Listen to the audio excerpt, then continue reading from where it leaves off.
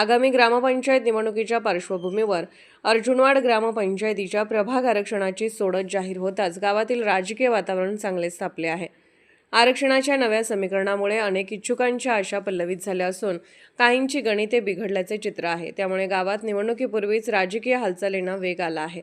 अर्जुनवाड ग्रामपंचायत लोकनियुक्त सरपंच पदासाठी अनुसूचित जाती हे आरक्षण पडले आहे। तसेच जाहीर झालेल्या आरक्षणानुसार प्रभाग क्रमांक 1 मध्ये 3 सदस्यापैकी 1 जागा सर्वसाधारण महिला व 2 जागा सर्वसाधारण प्रवर्गासाठी राखीव आहेत। प्रभाग क्रमांक 2 मध्ये अनुसूचित जातीसाठी 1 जागा, नागरिकांचे मागास प्रवर्ग महिला 1 जागा आणि सर्वसाधारण महिला 1 जागा निश्चित करण्यात आली आहे। प्रभाग क्रमांक 3 मध्ये अनुसूचित जाती महिला 1, नागरिकांचा मागास प्रवर्ग 1 आणि सर्वसाधारण महिला 1 अशी आरक्षण रचना आहे। प्रभाग क्रमांक 4 मध्ये 2 सदस्यांपैकी 1 सर्वसाधारण महिला 1 सर्वसाधारण जागा आहे। तर प्रभाग क्रमांक 5 मध्ये नागरिकांचा मागास प्रवर्ग महिला 1 व सर्वसाधारण 1 अशी 2 सदस्यांची आरक्षण रचना निश्चित करण्यात आली आहे।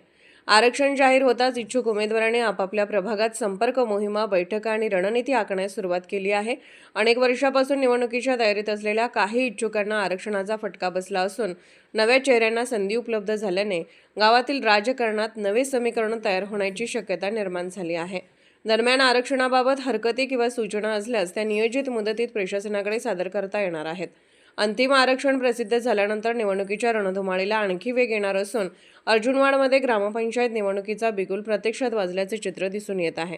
स्वयंसिद्धी न्यूजसाठी अभय वाळकुंजे।